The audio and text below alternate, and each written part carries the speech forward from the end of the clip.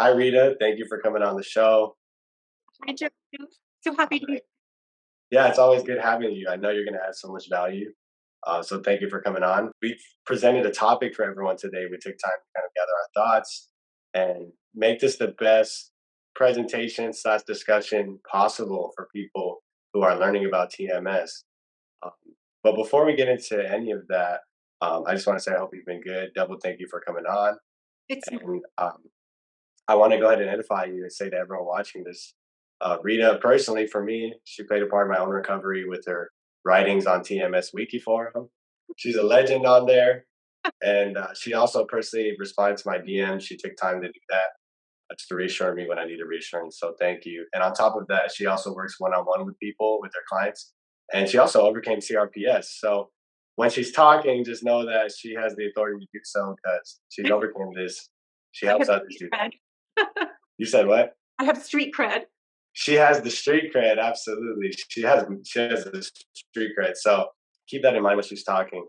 But Rita, let's go ahead and get started. Today's topic is going to be TMS, doctrines, dogma, and modalities. Okay. Yeah, so I always enjoy our conversations, Joseph. I'm so happy to be back. And I appreciate the fact that I don't have to censor myself on your podcast. And so hopefully this will be useful and illuminating for all your viewers. Um, so today's topic I wanted to highlight is how to navigate the mind-body landscape and to give people a bit of a roadmap. Um, Even though the mind-body panorama is still an emerging one, but we've seen a proliferation of programs in the past few years in this space. And the question is, how do you know what program to choose or who to trust? Because in the medical world, in the medical industry, there's not enough information when it comes to the topic of chronic pain. But in the mind body community, there's almost too much information. It can be really overwhelming. It can be a maze. And so I think most bewildering of all for people is that there are these contradictory theories and partial theories and various versions of, 95% of us, we're all saying the same thing, but there's no real organizing unifying principle or system. So I'd like to get people start on a good step when they're embarking on this. Um, and So before I launch into the four issues you need to consider, let's put it that way, four things you need to consider. Before I launch into that, though, I'd like to preface what I'm about to say with just some general advice. Before you get started, I want to touch on what you said. Like, yeah, that problem is certainly exists. It is an issue. It does need to be addressed because when you come into this, it's very confusing. Um, and I agree with you. Like, 95% of us are saying the same thing. Yeah, But there's like many ways to get a solution, and there's also so much different verbiage out there and wording that can make it sound like different people are saying different things, but the reality we're all saying the same thing. So go ahead and exactly. continue. And that's a good point. And I'm going to deconstruct that a little more as we go on. But it's true, there's no right or wrong. There's no cookbook recipe or prescriptive program or one size fits all program. There are different portals to healing for different people. And so my advice is to really slow down and take the pressure off of yourself in the beginning and just kind of get a lay of the land and look around and um, just give yourself some time to collect the information. And you really don't have to read a million books or anything. You could read two or three books or a few books. That's enough. Just so don't feel like you have to rush out and buy every book on the market. Um, I agree. yeah. So I'm trying to simplify a little bit, but I also, um, some things I'd like to address when considering a system or a program or a practitioner. Um, there are four things I'd like to address, and the first one is so this term mind body. It can be very nebulous in society, and it's sort of a nebulous category, and sadly, it's rife with charlatans and kind of more new age practitioners. Wait, And wait, what does nebulous mean? I'm not educated in this. I don't know what that means. it's really murky, really vague. Uh, Okay, thanks. it's just you're just in a sea of uh, ambivalence and vagueness and Yeah. murkiness. And so I wanted to really make sure that people be really careful, beware of people who throw around the term mind body, and Mm, even psychotherapists will often claim that they're mind body informed, but they're actually in the dark about the connection between emotions and chronic pain. And so if you were to ask them, are you familiar with Dr. Sarno? If they say something to the effect of, "Oh yeah, I think I heard of that guy," that's not who you want to go with. So you really want to choose somebody who hails from the school of Sarno, right? And just as a side note, in traditional psychotherapy, another thing to be really aware of is that they are operating from a premise of a coping model. So they view the patient's condition as an unfortunate event, or kind of just like, oh, sucks for you, let me see if I can get you to accept it. And that's really demotivating. So what you really want to look for is a practitioner who views this as a scenario that's normal and common and reversible. So that's the kind of therapist or coach you want to invest in, right? Um, so yeah. um, yes, and I just wanted to say we are on the cusp of a paradigm shift in society. We really are, but um, I think that the shift away from There you the medical dogma is really going to hinge on the field of psychotherapy. I think it's really going to um, the onus is really going to be on therapists, um, because on the one hand you have surgeons and specialists and pain management doctors and big pharma. They have no incentive uh, to promote this approach. But then on the other hand, there are tons of caring physicians and general practitioners and even the insurance companies that very much want to refer. They want to help their patients get better, and they don't know who to refer them to. So right. that's the good side of the coin. Um, yeah, and Yeah. I think 100 years from now, society will look back on this time with sort of shock horror that there was an opiate epidemic, and that there was this sort of social agreement in society that had become common knowledge that all pain is in the body, and there was this disconnect. And I think people will look back on this time as the dark ages, really, unfortunately. So, but yeah, but at Yeah. least How could we miss so bad? And one thing that you said that I agree is there is no financial incentive for the doctors to learn this. right, There's emotional incentive, but there's no financial incentive. There's also no financial incentive to refer them to people who do know this. right, So it's really got to come from their heart. But even if they did want to learn themselves, I mean, this stuff takes so long to learn. Like you really have to study it. Um, even people in their own recovery, it takes them some time to kind of get the hang of these concepts. So as a practitioner, that's time. And for people that are not incentivized financially to take that time, I mean, they're not. Most people are busy. Most doctors are really busy. They have own lives. Like yeah, they would have to be taking time out of their home lives to be yeah, doing this. yeah. So on one end, it angers me, but on one end, I kind of understand at the same time. Well, I think what impresses me the most are the MDs that do work in this field. The giants like Dr. Schubner and Dr. Clark and Dr. Hanscom and all of these other physicians who really lost money working in this field because they had to give up lucrative careers as surgeons, or even Dr. Sarno is a case in point, the most um, Got the ridiculed by his whole he was the hospital building. yeah, and to also as we've discussed before, Dr. Sarno had to suffer like the slings and arrows and ridicule and dismissiveness of his peers, which was very hard on him emotionally. So he not only gave up a lucrative career, but he also had to, um, you know, he had to subject himself to his name being besmirched, really. So, but yeah, I think the only people who are incentivized might be the insurance companies at this point, um, because, you know, Absolutely, they're losing so much money. absolutely. I do want to touch on something. Right. I want to touch on something that you said earlier. Time.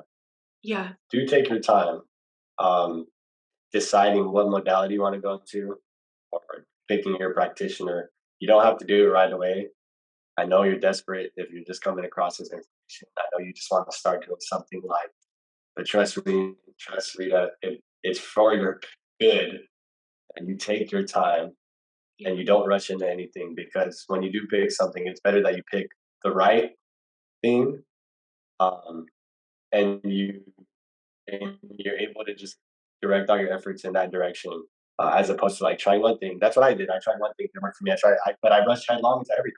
Like I think it was like I learned about journaling one day, and then the next day I went right into journaling, which we can dive into that later. But Well, yeah, because I love your point. Go ahead and continue. yeah, no, I agree. There's an element of desperation and impatience, and let's get this show on the road, and hurry up. And it happened to me with my son with autism. I, out of desperation, I um, went down a lot of rabbit holes, and I made a lot of mistakes that I later regretted.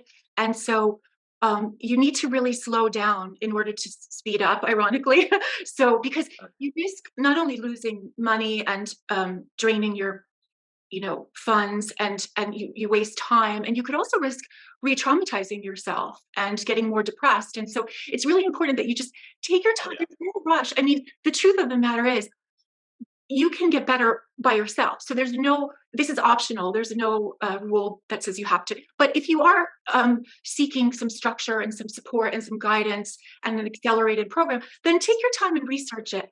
And that leads me to the second thing that you really need to consider, which is we need to make this is something I see a lot. We need to make a distinction between tools, approaches, and the general process, right? So, um, so like you, Joseph. Oh, are you there? You froze. I'm here. Okay. I'm So here. The camera just froze, but I'm here. I thought I lost. So like you, Joseph, I was going to say there were fewer resources back when I was going through my healing journey, if you will. So I had to sort of rely on trial and error, and I had to pick the things that made the most sense to me, the things I liked the most, and I used those strategies, and I figured out, I cobbled together sort of my own yellow brick road.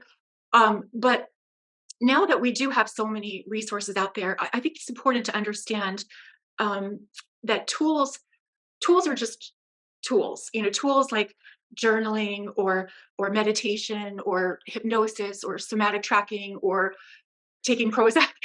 These are tools. They're not solutions. They're one piece of the puzzle, and they're optional. And just for the record, I never journaled or meditated or did any. There was no the term somatic tracking didn't even exist. So I still got better. So just to throw there, you don't have to worry so much. Oh my gosh, do I? So that's one issue. The other issue is beware of prescriptive programs that are marketed around a tool or just one aspect of the mind body experience. Uh, Mm, because I'll tell you why. Those programs will help some subsets of people, some pockets of people. They will help some of them, but a lot will not be helped. Why? Because they're missing other aspects of the mind body experience, or they're missing a particular angle, or they're missing something so that good. individual needs, right? So Yes, so good, so good. yeah, Yeah, so this is good. This is really good information. it's Like, got a I lot. wish I had this. You know why, Joseph? I've given this so much thought because I keep getting feedback over the past couple of years from my clients, and I keep hearing things that I wasn't familiar with because they didn't exist when I was going through my own, um, you know, Yes. I like what you were saying, about it might be missing some aspects of the yeah, mind body, understanding. And what can happen is that people can use one tool that covers one aspect of like the mind right, body right, world and theory. And then they'll say, oh, this shit is bullshit. This right. mind body stuff, it doesn't work. I tried it. Yes, they get But that's disenchanted. not, that's just not the case. Yes, and so that's a big concern I have. Just be careful of a lot of bells and whistles, and when there's too much emphasis on a tool, like if it's too much. This is my personal opinion, but if the whole thing is about breathing, or all you do is uh, journal, and then there's like a prescriptive thing, like first you journal, then you meditate. then you could be misled into thinking, oh, if I do these steps, then this will cure me. That's not how this process works. True. And so, yes, and so I just wanted to put that out there. The third thing to consider, which is a related issue, is we need to make the distinction between practitioners and programs who've expanded on Dr. Sarno's work. People like, in the past 20, 30 years, people have expanded as the research has been amassed. So the people who have expanded Dr. Sarno's work, and they've really advanced his work, is really what they're doing. They're advancing his pioneering work. People like Dr. Schubner and Dr. Clark and Dr. Dan Ratner and Alan Gordon and Dan Bulio and others.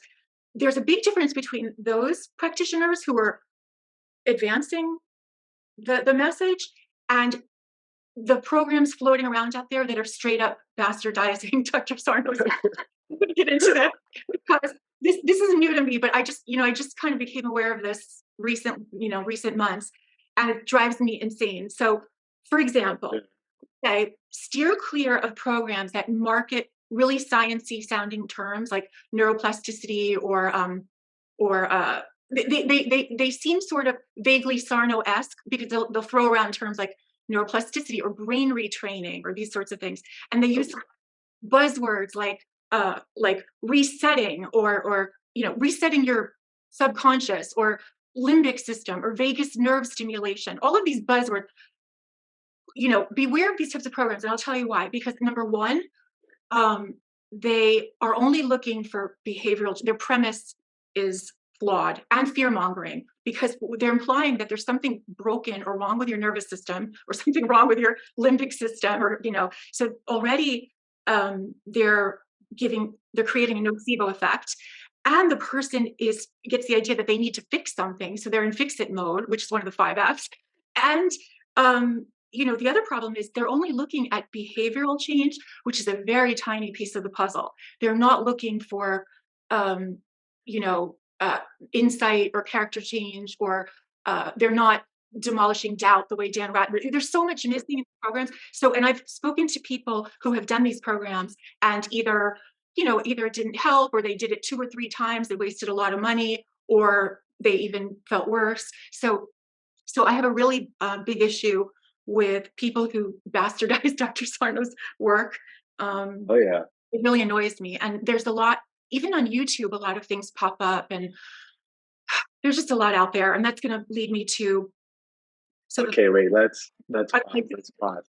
No, because I want to comment. So, wow. I mean, this already so far is like, woo, clap, celebration. But only with you I can talk about these things, Joseph. These things are so good. And I was like, oh, she's ruffling feathers here. Like, I've heard some of those buzzwords. I know people who have taken these programs. Like, I've talked to clients who've taken these programs. I've actually taken for learning's sake, because I'm always going to see what's out there. One of the brain retraining courses, the most popular one. I won't name it because I don't really like talking down on other businesses or whatever. But for y'all watching, it's the most popular one. Does it rhyme with BGM? Far? Never mind. It's letters. It's a letter. It's letters. It's an acronym. It's a 4-letter acronym. Right. We know. It's kind of what I was hoping. Yes. It's a 4-letter acronym. I took everything and I was like, oh fuck, I already know all this shit. And so I was it's a small aspect of what's in like the Sarno books. It has some behavioral kind of suggestions for you to do. Right. And there is a big reason why. There's one thing specifically about those kind of programs that I heavily dislike, and I will mention those in the later on in this conversation. Yeah. One thing specifically that I think that would make me tell someone not to do that program. Just my opinion, but we'll get into that. But go ahead and continue, Rita. Yeah. So, I mean, really, your time is your life, right? So where you invest your time and your money, choose wisely, right? So there are a lot of things out there that won't necessarily hurt you, but well, do you really want to waste your time and maybe gas money and just get your hopes up? And it also clouds the picture because some of these things they use um, fragments or And partial. it's only pieces of the mind body puzzle. Yeah. I think they cloud the picture. I think they cause a lot of confusion. And I think they cause a lot of fear because confusion is a form of doubt, and doubt creates fear. So you want to avoid confusion. So, and that's really, the main thrust of this interview is to help people avoid confusion because it's a killer, right? Yeah, and have truths. Have truths don't serve anybody.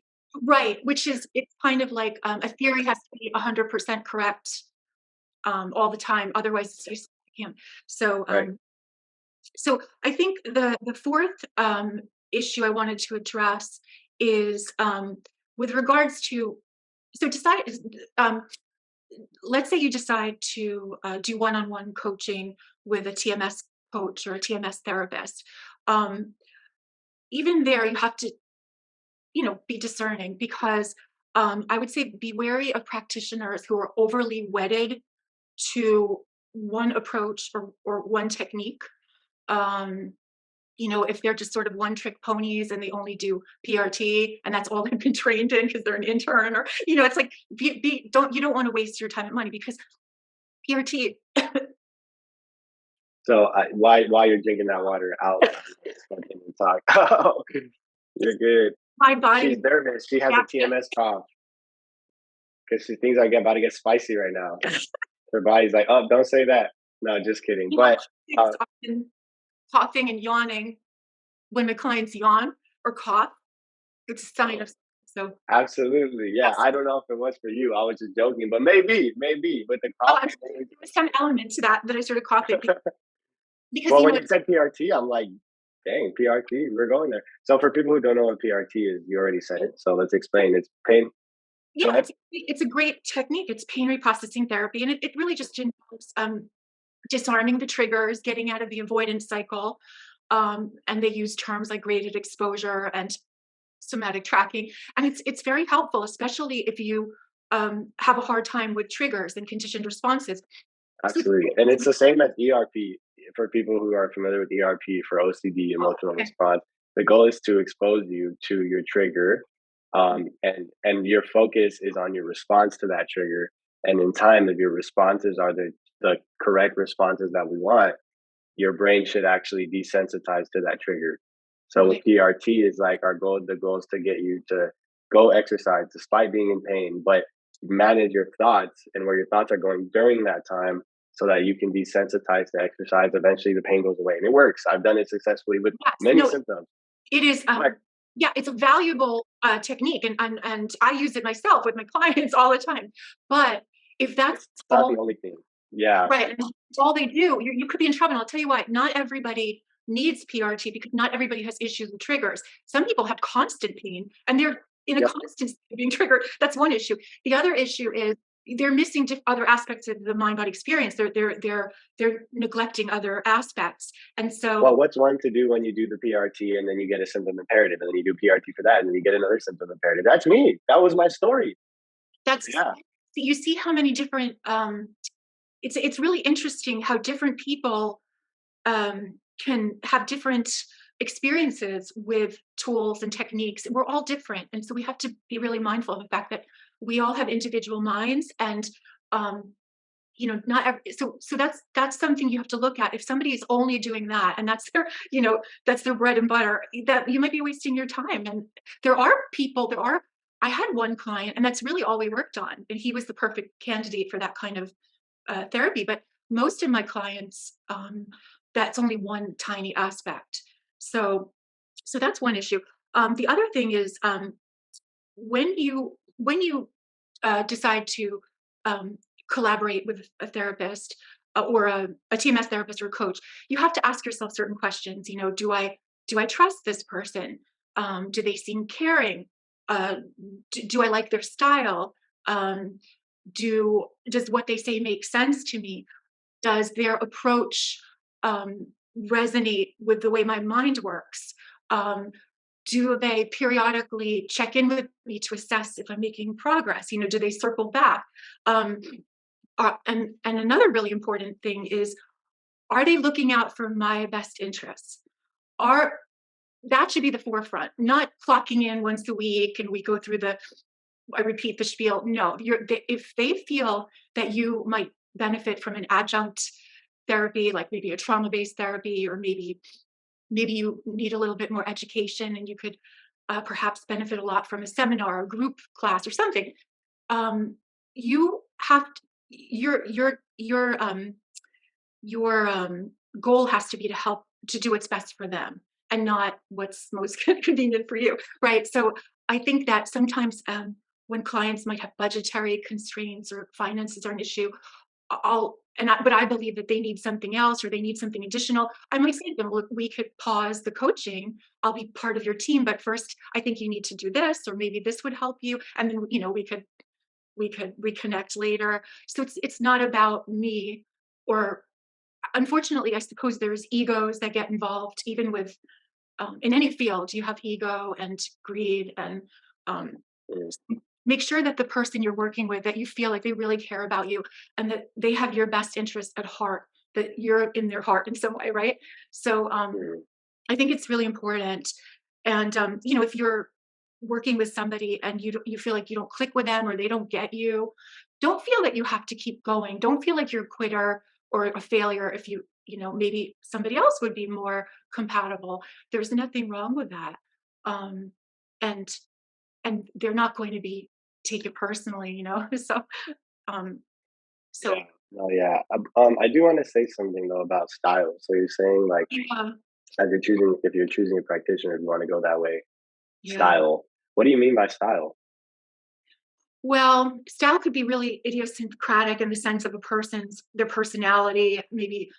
They're more Maybe they inject a lot of humor, or they laugh a lot, kind of like me. I laugh a lot. Or maybe they're a bit more maybe they're a bit more uh Cut and dry. quiet. Or yeah, there's different styles, and different styles appeal to different people. For instance, I think, because, and some of it is culture bound as well. I think that Mm. I'm from the New York area. I'm from New Jersey, so I've got there's kind of a Jersey girl in me, and maybe that's not everybody's cup of tea. Maybe if you're from the West Coast, you're from California, and you're used to a different type of style, you might find my style to be very direct, or why does Yeah. this have, or so and that's okay. Like, I don't expect everybody to like me, or it's not about that. It's about Yeah. uh, It it yeah, is good to find somebody who kind of can gel with you. Now, mm, on the other hand, I do want to caution people from watching this. Like, I also think at the same time that we need to make sure we're not just letting that be another strategy that our mind is using to keep us from getting the help we need. Oh, I don't like that guy. Actually, interestingly, on one of the gout PDS that Dr. Dan has, he mentions this. Like, we need to make yes, sure that our brain just say, "Oh, I don't like that guy. He's too direct." Like, there's a balance between like, okay, I just don't like his style. Like, he's probably there's a line where it becomes rude, or maybe he's intense. I want somebody with more of like a calming energy. Those are things that are personalities. And yeah, maybe you can find somebody else who's a little more chill, not as intense, more to your style. But we need right. to be careful. We're not just pushing things, letting our minds like demonize a practitioner for reasons that are not good. I think it's a defense when a person attacks the helper, if you will. Right. That can be an avoidance defense, and so that is a phenomenon that happens sometimes in the helping field or mental health fields, where the patient or the client will attack the helper, and it's a form of projection, and that does happen, not often, fortunately, but that does happen, and professionals are aware of that. So you know we don't take it personally. We recognize Right. Absolutely. it. But yeah, I think it is really an alliance. Your coach, your therapist should be your ally. They should be your safety net, your support system, you know your collaborator, and you should feel like we're in this together. You should have that kind of, Right. not like they're just phoning it in and like, okay. So yes, I think that's really important. I think you can sense that. Usually you can tell. your gut will tell you. Absolutely. Yeah, I just wanted to make that clear. And yeah, as we continue, like this is good stuff. This is stuff that I really wish I had. Like, oh my goodness. Yeah, me too. Every point has just been fantastic. So go ahead, keep going, teacher. Okay, thank you. So, yeah, so, let's see, what else? Oh, I also had a section on sort of a talking point on what to avoid, like the plague. What should you avoid, like the plague? So the first one would be, um, when you go online, it can be a minefield. So avoid any kinds of support groups or message boards that revolve around the label, like fibromyalgia or Okay. whatever it is, trigeminal neuralgia, or irritable bowel, or sciatica. Avoid those message boards, even websites that are like charity organizations. Absolutely. And this also leads me to something a bit controversial, as I'm going to say, which is, well, let me just backtrack. All of those places, as Dan Boyo says, they're scary neighborhoods. You don't want to go into the scary neighborhood. So don't go into those places. They're really scary neighborhoods, and they will scare the living hell out of you. So avoid those. The next thing I wanted to say was be, um, I guess, be discerning and be honest with yourself and check in with yourself with regards to TMS or Mindbody Facebook groups or other groups, because even those can be inherently problematic, in my opinion. Some people, like I think Steve O said that he didn't even think there should be those types of groups. I think I, I wouldn't be surprised if he said something like that. respect that opinion, but it's a double-edged sword, because on the one hand, you can get tremendous advice and resources and links and information and support. So they can be really helpful. But there is also that shadow side to the internet where, there are trolls, there's people who just, they're Debbie Downers, they want to bring you down, misery loves company. There's people who are just uneducated and have really misunderstandings of what mind body is. A lot of people. Yeah. I'm going to step in and say, pro tip: if you're going to navigate mind body forums, Yeah. communities that are public where anybody could go on there and post, it sounds extreme, but only listen to the people who have recovered.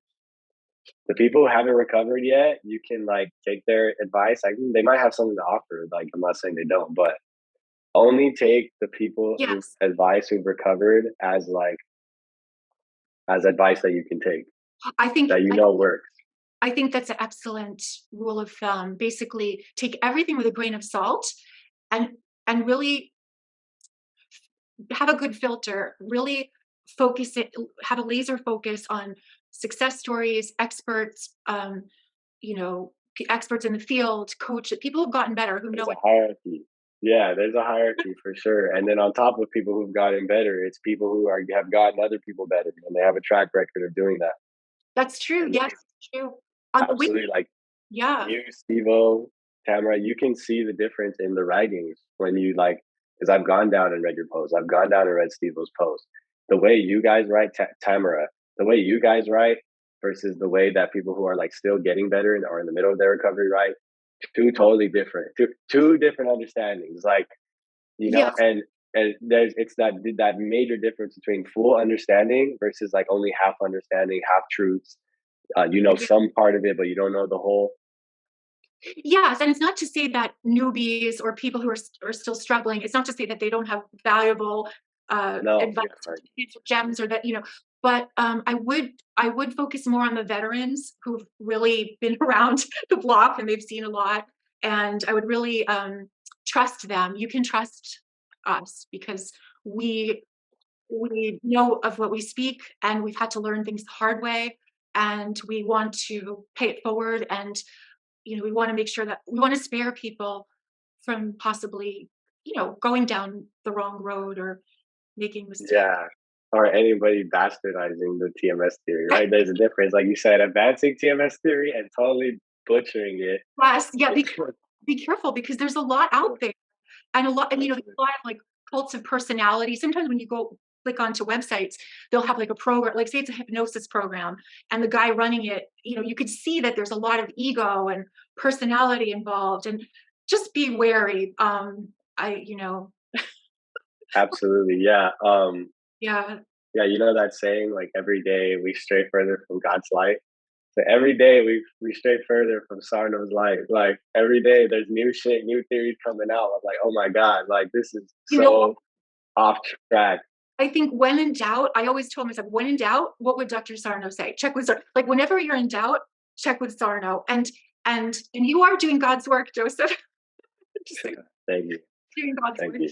So, but yeah, I think that, yeah, so those are the things to avoid. I think also one thing I didn't think about, but it just occurred to me is avoid, oh, there are a couple other things actually. One thing is avoid friends or family members or acquaintances or coworkers who, they might be well-meaning, but they could, they might have their own anxiety, or they could give you bad advice, or they could be suffering from some hideous malady. And so that, you don't want to be around people that fear is contagious, right? Fear is contagious. So kind of try to keep especially in the beginning stages, keep your circle small.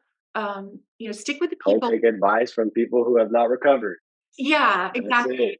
If, And if your family member had TMS and recovered, no, okay, don't listen to them. Like straight up. uh, and if any doctor tells you, oh, this is incurable, or you just have to learn how to accept it, or so, you should run in the other direction, run for the hills, because that's a lie and they're ignorant. Absolutely. And Oh yeah. cruel. I mean, I think it's also a cruel thing to say to somebody. Um, you know, Absolutely, yeah, and I guess I'll touch on that as far as doctor, because doctor is going to be a part of your team, especially if you're going to experience symptom imperatives. Like in 1 year, I might have been at the doctor's like once a month. I was experiencing so many symptom imperatives, so many new things. Um, After a while, I got to a point where I started just not caring, and I just treated it all like TMS. And I was just like, this is TMS until proven otherwise. But for a yeah, while, I did want to seek that reassurance. yes, And yeah, after a symptom would last, good rule is like 2 week rule. If symptom lasts 2 weeks, maybe go get it checked out. I would go get these things checked out, and I made sure to choose a doctor who was on board with the. I told when I actually had met a brand new doctor. I had told him like, hey, I believe that I experienced a plethora of psychosomatic symptoms. I told him my medical history. right, I made sure he was a guy who listens, who's not right, trying to rush you out of the office, and he definitely was. He's not a TMS expert, like at all. right. But he was just like, I agree that anxiety can cause so many things, and I'm willing to like do this journey with you. And every time you come in, like we'll make sure that there's nothing purely like pathological going on. And that's a good. The doctor is a huge part of your team. I'm so glad I remembered that. Yes, some doctors have a lot of humanity, and it's a little bit also common sense, and they recognize this psychological overlay. Where I think a lot of doctors are missing the boat is not realizing that stress and anxiety is most often is actually the sole cause of these chronic Okay. scenarios. It's not just part of it's not just one factor. It's literally the one and only cause. And most times, I think you're right. We should err on the side of thinking it's TMS at this point. Barring something horrible like cancer, an infection, or a tumor, or something broken, barring those catastrophic things, at that point, it's time to really assume that it's TMS, and it's safe to assume that because it is the most common normal thing. Yeah, absolutely, absolutely. And so I was glad I found one. But if you Yeah, don't have access to pick your doctor, like I'm fortunate enough where I do have the type of insurance where I get to pick my doctor, and I do drop every single one that is like negative. Um, I've yeah, had bad experiences and I drop them. That's it. Like even yeah, with specialists, like there's a dermatologist that I saw that totally was negative, dismissive, and tried to gaslight me even. right, And so I dropped her and I found another one who was so good. If you have access to choose, there's no need. But if you can't choose, then just disregard their advice and just yeah, like Dr. Schubiner in his book, like you've ruled out the tumors, infections, fractures, and like Steve-O says, the three B's: bump, bruise, or bleeding. You ruled those out, right. and there's nothing pathological going on. Then you do what Dr. Schubiner says. I can take this into my own hands now. I can take my recovery into my own hands now. I got it from here. I don't need a doctor. I don't need anything. I don't need anybody else. I can take it from here. Yeah, I totally agree. I mean, I think where we who we give our business to is within to some extent our control. We don't have to give somebody our business if they don't, uh, if they're dismissing us or barely looking at us or pushing us out after 10 minutes or, why, Right. if it's a number, I would definitely seek out other options if you can. And luckily there are caring, not everybody goes to medical school just to make a big salary. Right? Right. Actually want to help people. So I hate to sound so cynical, but I think a lot of us have been medicalized, and so we're a little bit more jaded. And Well, that's we, why I'm so cutthroat now. Like, yeah, and well, yeah, just like I wouldn't settle for Crocs when we were talking about that last time. You're not going to settle for a physician or any other provider that doesn't. and not if I can choose. Well, Yeah, yeah, and so I think that's part of also becoming empowered and self-care and um, self-love and standing up for yourself, being in your own corner. I think that's part of the journey as well. Um, absolutely, and not absolutely, being like at the mercy of the healthcare system or being victimized. So you do have to take your power back. Um, absolutely. And it's the same thing with these modalities as well, which is what the whole point of this show is today. Like, you still need to be empowered to choose and informed to make an informed decision on what modality. That's the whole thing of this. Like, we want you to make an informed decision of what way you're gonna go. Are you gonna do a therapist? Are you gonna do a coach? Are you just gonna buy a book and master that book? Like, but right, you need to know. You need to make an informed decision, not trial and error. Like, why do that when so many of us have done that? Like, you right, don't need to do that anymore. We're past that stage right. already. We're out of the dark ages. Like, we have so much information. It just needs to be reconciled, and that's what we're doing here on this show. Yeah, Everything has been so good. it's like a Cliff Notes version because we're condensing it so that you don't have to slog through all the options, and we can at least guide you.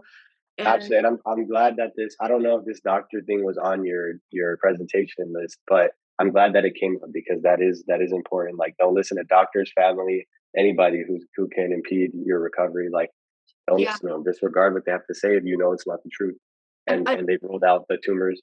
I'm gonna say it one more time because it's so important. Tumors, fractions, infections, and anything that's chronically bumped, bruised, or bleeding. You want to get those things checked out for sure. And any medical doctor can do that. Any run of the mill medical doctor can do that. They don't have to be a TMS expert. So continue. oh yes, there was one other thing to avoid that I thought of, Uh-huh.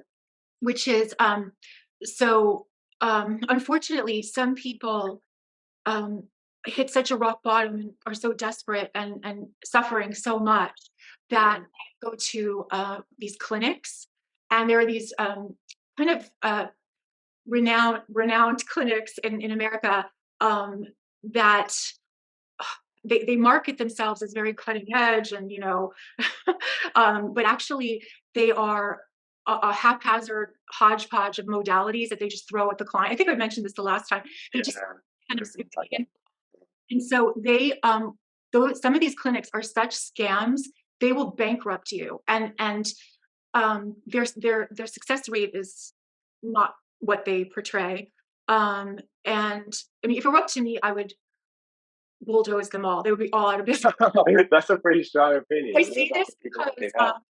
I say this because of some of my clients who have gone to these places and Uh, are completely, um, traumatized and bankrupted, and I just think it's so immoral. And but your beef with them is that as far as the people that they have helped, it's not worth all the damage they're doing because those places have helped some they people. help. So once again, they might help some pockets of people Right. a little bit, but it's all placebo effect, and it's usually temporary because they're not. The premise is screwed up. I'm sorry, that's so inarticulate. The premise is not correct. The premise is that there's something wrong with your nervous. They use terms like central sensitization, and they tell you, maybe we could help you get better, but you're always going to have to deal with this. A lot of the messaging that the people get there, they have. There's this one clinic that rhymes with and That's the most popular one. Yeah. they have all these like gizmos and machinery, and they put like electric leads on people, and it's such Yeah. nonsense. It's all It's like theater. how much of that is actually helping people get better, it's really? it's complete snake oil. And they also have they have like oh, we have PTs, and then we have psychotherapy. They just throw everything, and then they have a little bit of this, a little bit of that. a little bit of Lexus, like, but it's just, I think that, and it is such a scam because they make a killing with each patient, and the people they hire, the underlings, are paid very little. It's almost like a pyramid scheme.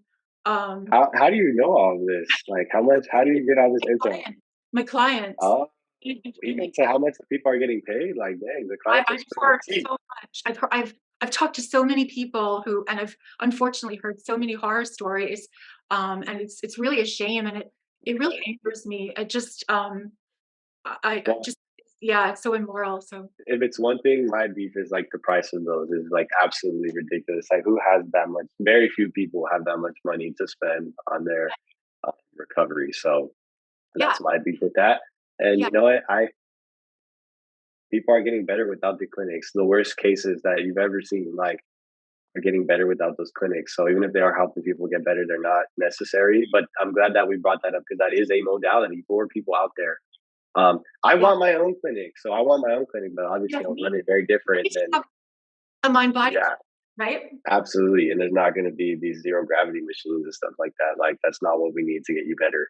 Um, so Yeah. yeah, and it's a very calculated approach, not everything in the kitchen sink. So yeah, but I'm glad that that got brought up. Was there anything else on there on that No, you wanted to bring that we didn't get to? I covered a lot. Of course, I could talk for days, but I covered the main things that I want people to really consider. When you're starting out, or even if you've already started out, but you're still feeling lost, or you want to switch gears, or you're not sure what to do next. I hope this Okay, helps people. And I just want to say that uh, if you believe in yourself and you trust yourself, the mind body approach is guaranteed. So it works every time. You hit almost everything that I wanted to bring up. There's only a few things that I really that you did already bring up. I just want to kind of add to. I yes, think the biggest thing of them all that you brought up was two things: advancing versus bastardizing yeah, TMS theory. That and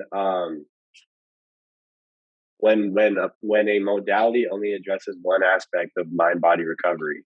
Those two things are the biggest things that I see. Um, so yeah, I want to actually deep dive into a few of them only because they're just so big and so popular. yes, And it really is debating because see the right modality, what makes the right modality is the right theory. If there's the right theory behind it, then it's correct. And Dr. Sarno said we get patients better because we have the right diagnosis. yes, So yes, exactly. If you have the correct diagnosis, then you have the correct treatment and the correct outcome. absolutely. And the reason why certain modalities will work for somebody and not for others, or I won't say the reason, one major reason why one modality can work for somebody and not work for someone else is because they might only have that one aspect of recovery to work on, and then that's it. Yeah, For example, yeah, somebody might not really be like a worrier, or they might not have personality traits that lead to like anxiety disorders that lead to TMS, right. and they might have just had like an injury where their brain, maybe it was during a stressful time, their brain took that and ran with it to start TMSing and make it chronic. And that is their one sole worry. And then if they can get out of that through PRT, then they'll be fine. They won't have a symptom imperative because they don't have things playing out in their psyche that would perpetuate needing more treatment.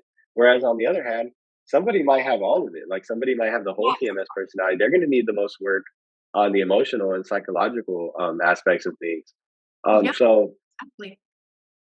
now, where I'm going to get to, and I want to word this well.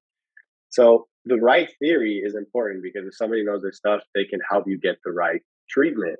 You might Right. need one aspect of recovery that we would know about. You might need it all. You might need the PRT. You might need Yes, deep I needed it. dynamic therapy. Yeah, Yeah, me too. Like I need deep dynamic understanding of myself so I can work on my personality traits. I can work on my worry habits that also contribute to a lot of stress for me, perfectionism, all that stuff, right? But um, if the theory is not correct, then it's not going to help you. And theory is key because if you're laboring in one area of recovery that either you don't need or is not actually correct, like it's not correct theory, then you're going to be running in a circle. And what do we see this a lot with? And I have to word this so carefully because I want to be careful. I don't want to like steer anybody away. Rita, you don't even have to continue this because we're going to go at one that's like a big one, which is journaling. And I knew you were what is, okay, this is going to be a deep dive. And who knows, I might just cut this off and make it a separate video in this deep dive. But like, Mhm. journaling, what's the theory behind journaling? The theory behind journaling is the theory that you have either one or multiple repressed emotions and they need to be hurled out via journaling. And if you do that, you're going to get cured. Right. Okay. So this is not a theory that's entirely incorrect or a theory that someone just put out of their ass. It comes from straight TMS theory that TMS is conversion disorder, which is your body has converted emotions to physical symptoms in order to protect you from feelings or thoughts that are either unacceptable, too scary, or too harmful, or unbearable. And your mind makes the decision to switch. And so the theory is that you're going to journal about it. So you're manually going to override that repression, go in there, face these things, and then you're going to get symptom relief. Right. The confusing part about this is there's people that get symptom relief by doing this. Yes, because And it's so, it's classic Sarno, and they get pretty right, immediate relief. It's pretty dramatic in those cases. right. But I would venture to say that the majority of people find themselves, as Dan Ratner says, hitting their head against the emotional brick wall. Mm, Wall starts to hurt because it's not just an emotional journey all the time. It's also we're also looking at thought habits, doubts, your day-to-day life, um, your mindset, your belief system. It's not only about the emotional themes or the emotional aspects. So I think so.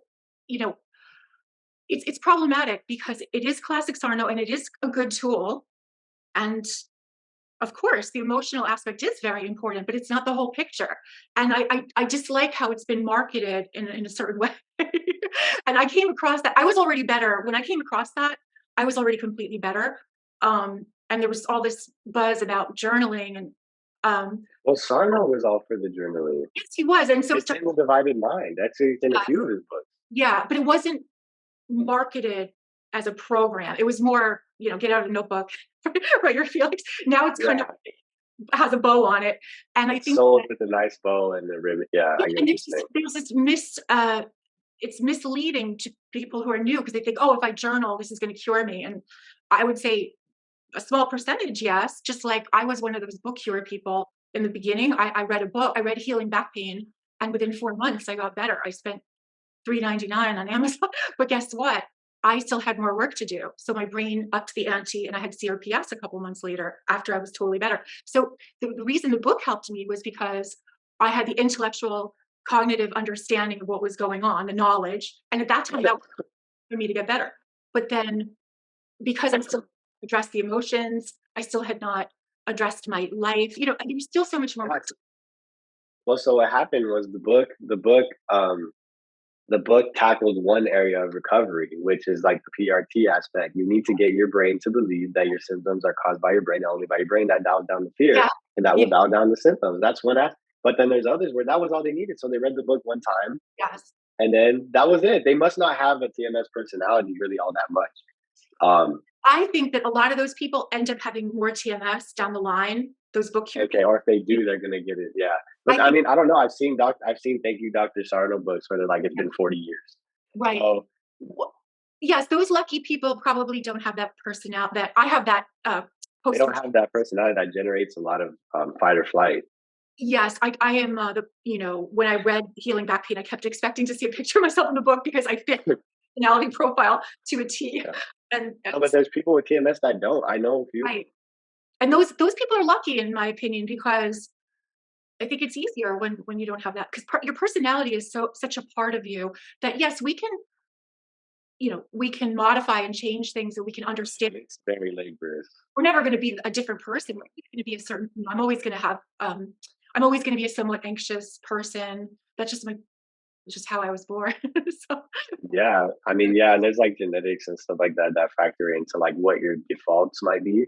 But we can right, always intercept that, right? Which is like a part of the work that you do yeah, in therapy and stuff like that. But yeah, the journaling thing is so big, and the TMS theory, and I want to deep dive on it because, like Rita, one reason why it's important, what Rita said, is you really want to take your time. Is that you want to also have good theory yourself before you pick your modalities that you're going to go into. If you don't have good theory, you're going to be pulled like left and right, journaling, and then you're going to go to brain retraining, and then you're going to go here, and then you're going to connect. Say to that, know thyself. If you don't like journaling, don't do it. I mean, I enjoy writing a lot, but I do not enjoy journaling. So it didn't appeal to me. Okay, but so my only problem was that is like, okay, like who the fuck likes PRT? Like I didn't like going to work when I had 9 out of 10 pain every step. I didn't like that. Well, let's put it this way. It has to either make sense to you or it has to appeal to you. There we go. So I've had several clients who are writers by trade who really enjoy journaling. It comes naturally to them, and it's a big part of their process. But for example, even not everybody.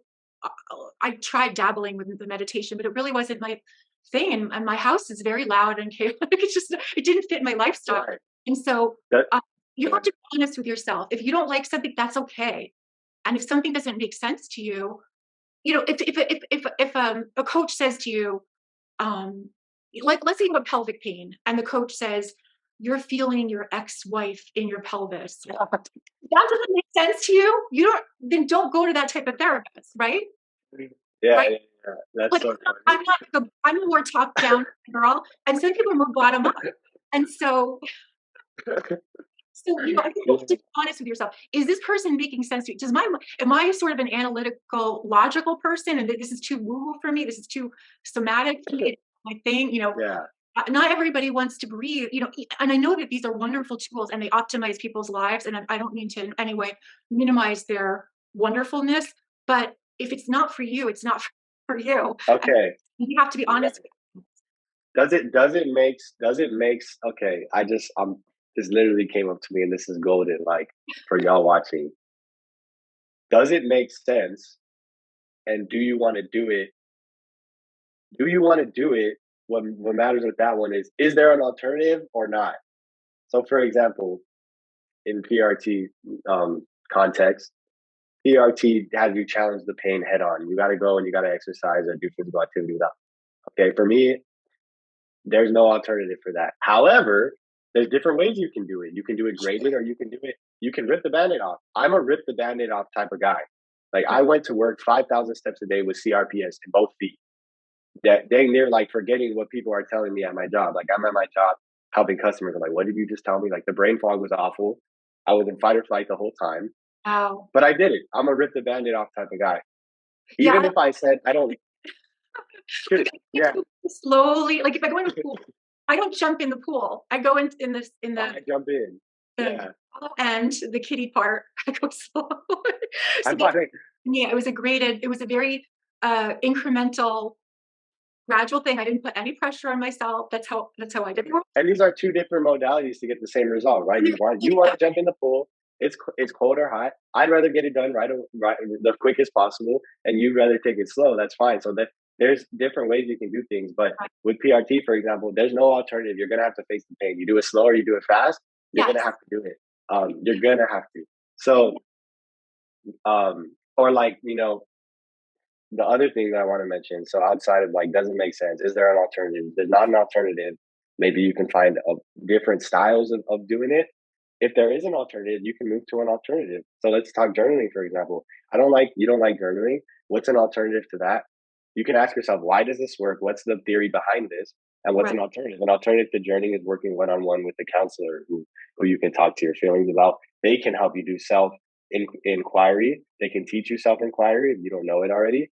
They can help you see your blind spots. And that's an alternative to journaling. And actually, so I actually journal now because I'm so much better at it. But this is after a year of therapy, and after a year of facing my emotions, where I don't give myself a freaking panic attack every time I journal, because that used to happen to me.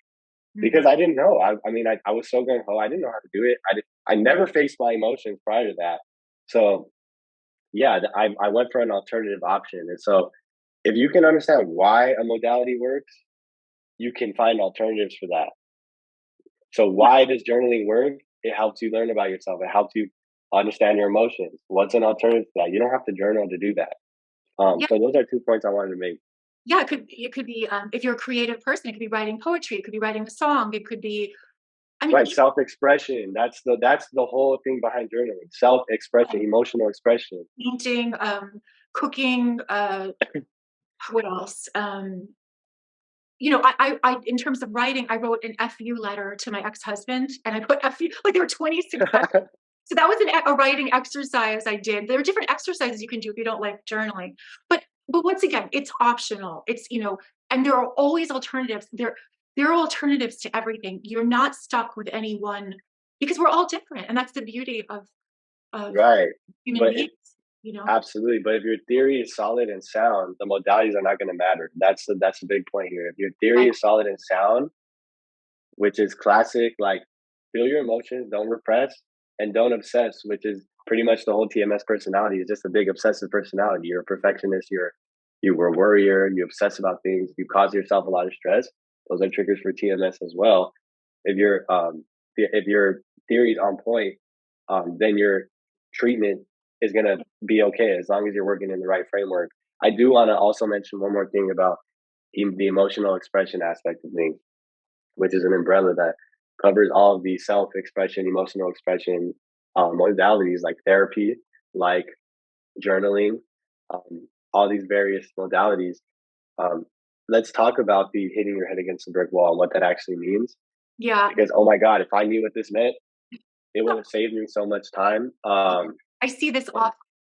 Yeah, and you know what? Mhm. We're gonna touch on this as well. I'm literally like writing it down so we Okay. don't forget. But I want to talk about like manual regulation versus letting your body regulate itself. So this because it has to do with this kind of stuff. But yeah, with the hitting your head against the brick wall thing, Yeah. this also comes from the Sarno theory. Like, oh well, if TMS is repressed emotions expressing themselves through symptoms, that means I need to address those repressed emotions. And then what happens is through deductive logic, you get to a point where you make the conclusion, well, if I still have symptoms, Right. that means there must be some emotion that I haven't approached yet. Right. There Right. has to be something down there. I need more therapy. I need to journal And it's more. not Or true. else I'm not going to get better. Yeah. Okay, great. It's not true. So people might be watching this and saying, well, you're disagreeing with Sarno then. Well, here's the thing, and I'm going to say it, and I'm not scared to say it. Sarno Yeah. Sarno knew that this was true. Like when I read the books, I can see he knew Yeah. it wasn't all about repression, Yeah. but he didn't write in a way that made it obvious. And so, because he didn't write in a way that made it obvious, we have people, a whole group of people who think that the only way that symptoms can exist is if there's some repressed emotion. And it's just not true. There's way too many stories that prove otherwise. Yes. And unfortunately, people get caught up in trying to excavate some past trauma that never happened. They waste a lot of time. And the truth of the matter is that we know by the symptom profile, kind of it lines up to what's going on in that person's psyche. So if you've had symptoms for years on end and they're unrelenting and maybe even constant, at that point the emotional ship has sailed. That was the onset of the symptoms. There was an emotional theme, but now we're looking at a different animal. We're looking at belief systems, thought habits, doubts, which is Your personality, yeah, all of these things. It's more of a, I think there's more of a cognitive issue going on. something in the present moment. Yes. Right. Also, for myself, I know I was not empowered in my life. I was not living authentically, and I had tremendous amount of stress in my day-to-day life. So that was another area I had to work on. It's not just about figuring out Right. It was daily. It was daily life. It wasn't some repressed thing. It was like your daily it. experience was causing you psychosomatic symptoms. Exactly, and it's really about understanding your emotions and giving yourself permission to have them and resolving that inner conflict about this is a whole other topic, but the emotion you have about the repressed emotion. So it's that conflict we have, and that's a Right. story. But basically, I think just to just to kind of go back to what you originally were saying about um, there was a point I wanted to make that there are how can I put this? There's a framework. There's a general framework, and there are core categories that everybody must address. And that would be emotions, your thoughts and behaviors, thoughts and behaviors, your mindset, and your day-to-day life, and your relation, which includes your relationship with yourself. So I think everybody has to address those areas. You can't skip over it because there might be something there you need to look at. So you have to address them, but you don't have to stay long if you're happy with your day-to-day life, or if there's not much emotional repression. Maybe you need to just focus on, what is my mindset? What are my thoughts? Where are my doubts? Why am I not accepting this diagnosis? Why do I think I'm different? Why do I think I can't get better? You know, those thoughts, Right. those false beliefs have to be dismantled. Why do I feel like I'm never good enough? Why do I feel like, Right, yeah, right. The feelings of why am I such a worrier? right. Feel your self-image might need changing. So there's a lot. Yeah, different people have different areas they need to work on, But it's and not all repression. I think that's the point I really wanted to drive home. And because if you think it is, you're going to enter modalities that are going to waste your time and have you running in circles. If you think that everything's repression based, you're going to journal until you're blue in the face. You're going to be in therapy for 5 years. Rita, how many people do we talk to that have been in who have done therapy, talking about their problems, talking the, about their past the vast for majority. years, for years?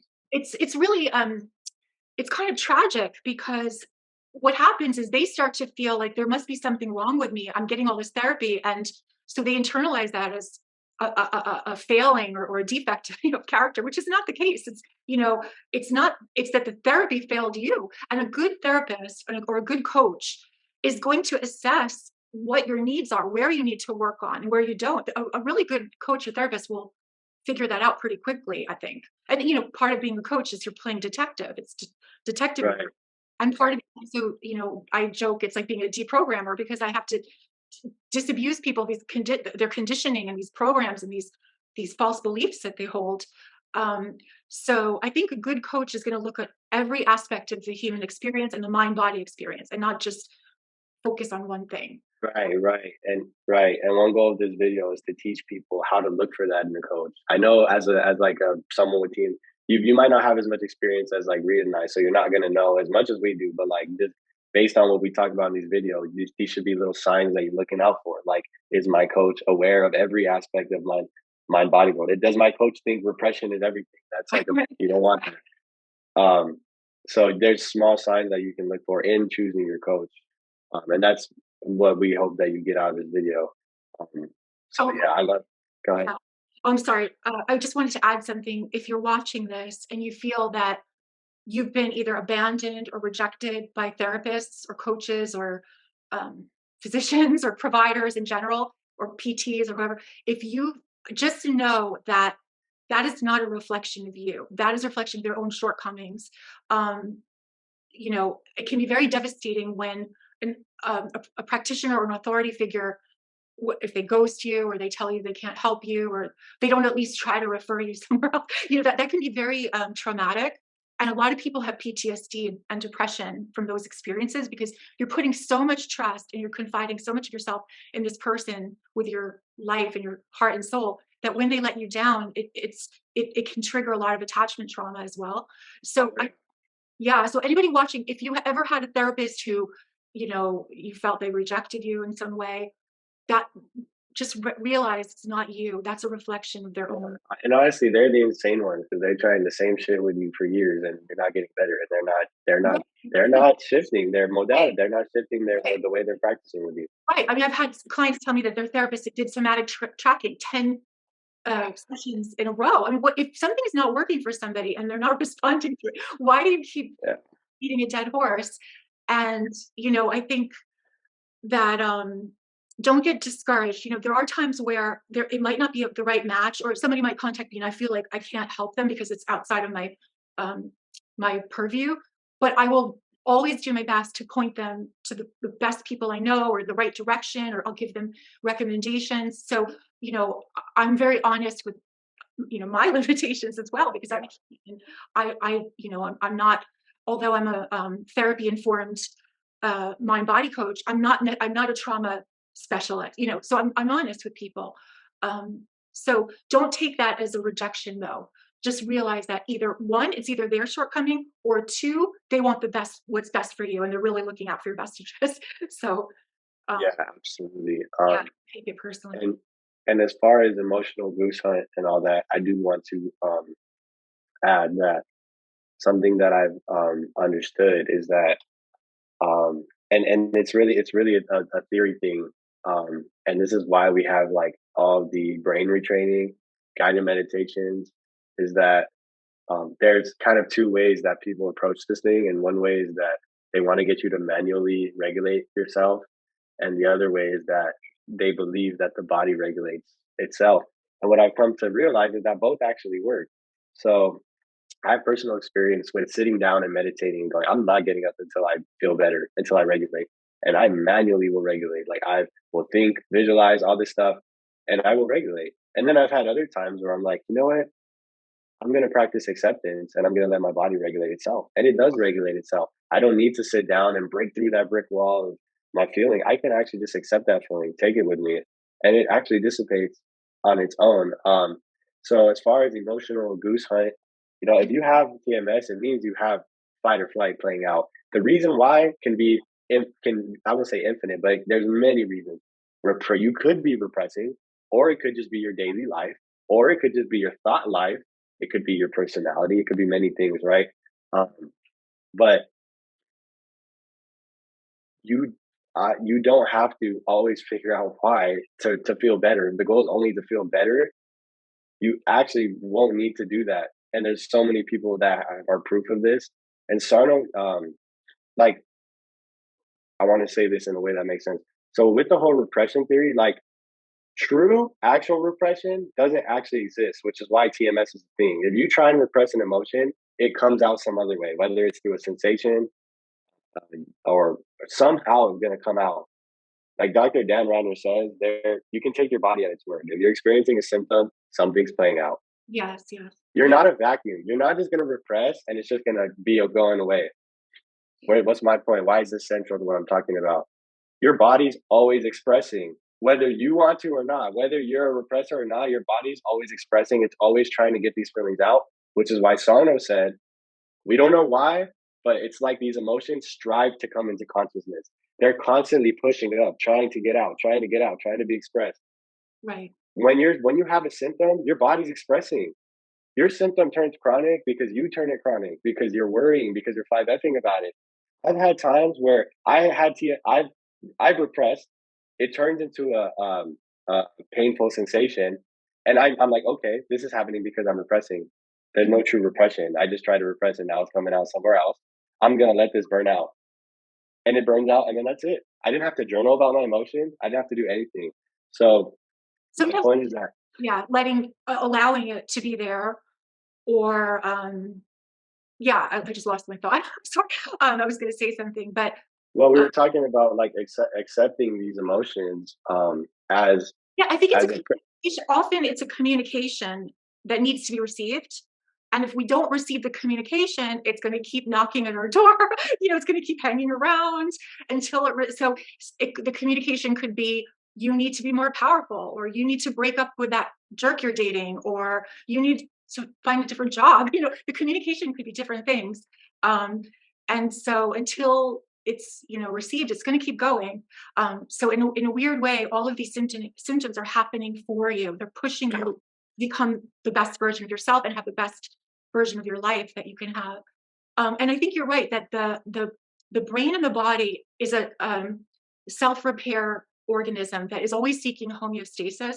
So when we get out of our own way, it always goes back to its default. That's how we're designed evolutionarily. absolutely. I do want to make a distinction, even with you're saying like, oh, until we get the message, it's going to keep Right. playing out. I want to make a distinction because even that can lead people to thinking, well, if I still have symptoms, there's a message that I'm not receiving. I'm going to dive into this, and Rita, you can agree, disagree, like Yeah. comment. Okay, so our brain has like endless, infinite needs. Like it is very needy. It wants pleasure. It wants all these things, right? Suppose you have a message, I want a better job. This job is not empowering for me. I want a better job. That's what your brain is sending to you. Um, that doesn't need to be that desire doesn't need to be met in order for you to get relief from that message. That message might give you an uncomfortable feeling that's pushing you to get a better job, for example.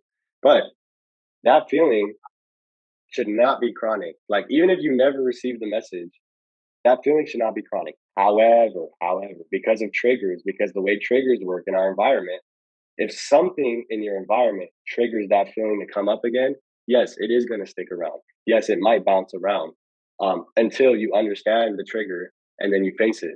But if you're somebody who has like 24/7 chronic pain, it's not just like, see, this chronic pain game gets a lot easier when it comes and goes based on emotional triggers. Like that changed the game for me when I went from someone with 24/7 pain to like, oh, that person just made me mad and now I have a symptom. But Right. when it's 24/7, the only reason for that is the way is you. It's not that there's a message. That's where I'm at right now. It's not that there's a message you need to be receiving because emotions are always acute. They're never permanent unless we make them permanent through the way we respond to the emotions. Are we avoiding them? Do we perceive them as dangerous? That's what keeps an emotion chronic.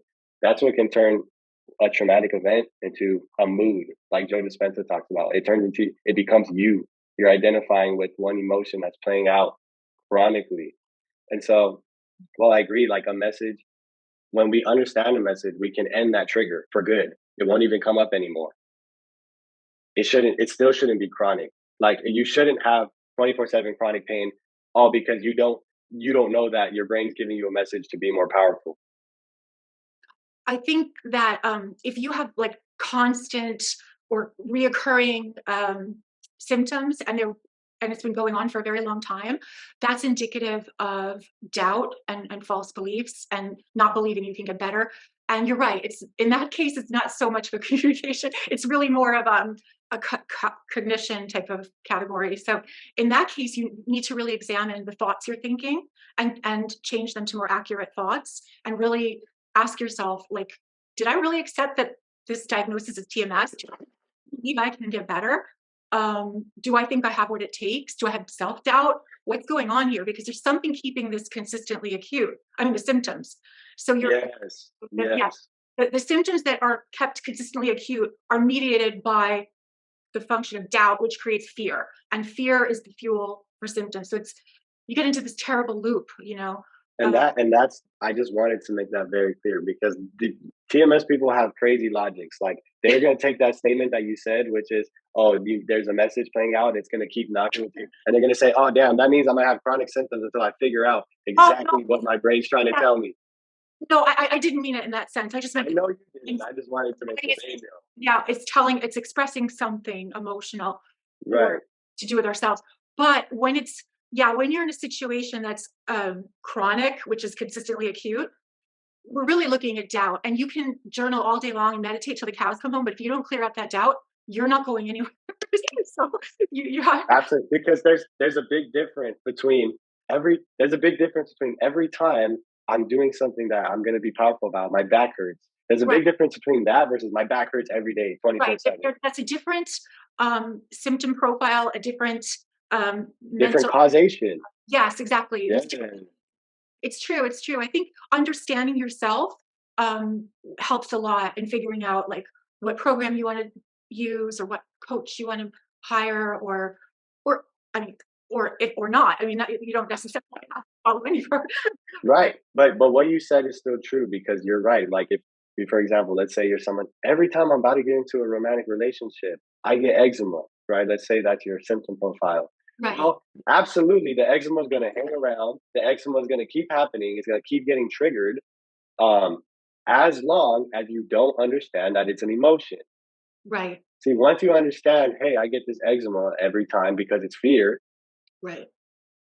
let me work on this fear. The eczema won't get triggered anymore because you won't, that fight or fight in the first place won't even get triggered. That's causing the eczema. I think symptoms can serve different functions. They can be defending, they can be expressing, they can be wanting to expand on themselves. There's different reasons behind symptoms, and so since we are moment to moment beings, sometimes we have to figure out, okay, well, what's going on with me in this moment? Like I had a client, every time he would have to ask a girl out on a date, or he was gearing up to ask a girl, he would get symptoms like burning, like us, the That's CRPS. right, And I'm like, because you're nervous of getting rejected. right, He had a fear of rejection. right, He had to work on his self-image because it was so just he had such a distorted self-image. This is a guy who's a Hollywood actor, good looking, could have any girl he wants. but is terrified of asking a girl on a date. So, it really comes down to our relationship with ourselves at the end of the day. And Right. And yeah, I would make the case, like, the distinction here is like, so that guy, if he's nervous talking to girls, he shouldn't have chronic symptoms. Like, even if he is having symptoms when he's talking to girls, if he doesn't 5F about those symptoms, they should burn out until obviously the next time he goes and talks to a girl, it can get triggered again.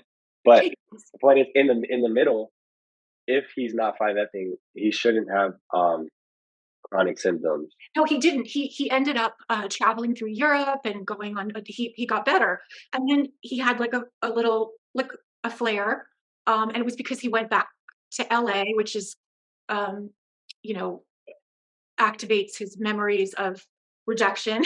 And LA is a tough town, I guess. So. So yeah, so he had like a flare, and I said, "Well, we know what's going on here. There's a link emotionally, and Take your body at its word. There's something yes, on it.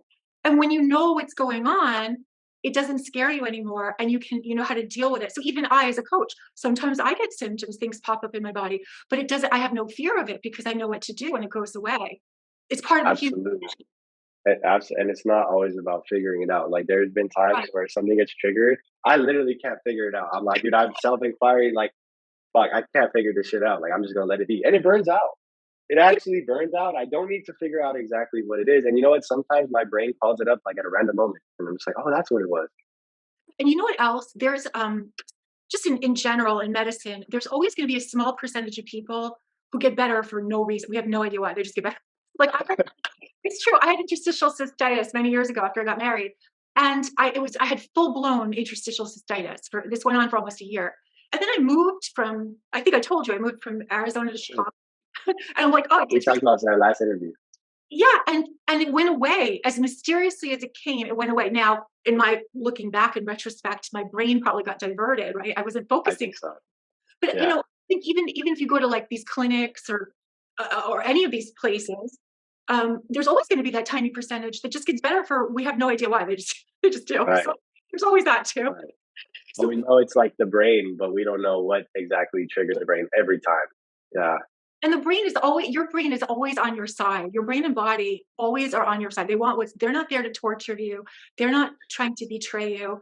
They really want to protect you and they're on your side. So if you can give it better information and better thoughts and less fear, then you'll get a different outcome and different output. And your body and brain wants to be in a state of vitality and optimal level. Yeah. Absolutely. And you know what? Like, we can end this video here is fun because I think, unless you have more to add, but I No, think no, this is very comprehensive. I could talk for days with you. Oh yeah. Yeah, Oh, yeah. yeah. But it was very comprehensive. I mean, obviously, we can talk about other stuff for days, but honestly, on this topic, that was dang near everything that I could talk about. Like, there's not much more than that. Like, we covered everything. We covered tools. We covered how to use Right. tools. Like, we're not against tools, but if you're marketing them as the end all be all, that's a problem. And how to pick your practitioner, TMS theory, and why that's important for picking your practitioner, Yeah, emotional goose hunts. Like, yeah. we covered like so Yeah, many external pitfalls for I people. think we were very comprehensive with this topic. We really were thorough, hopefully. So We were thorough. If you guys want to reach out to Rita, I'll leave her information in the bio, her email, and other ways that you can reach her. Rita, we thank you for uh, being on here today. Leave comments if you guys have comments. You guys want to add your 2 cents. Go ahead and do that in the comments. And other than that, we love you guys. Thank you for watching. yes, thank you so much, Joseph. It's a pleasure.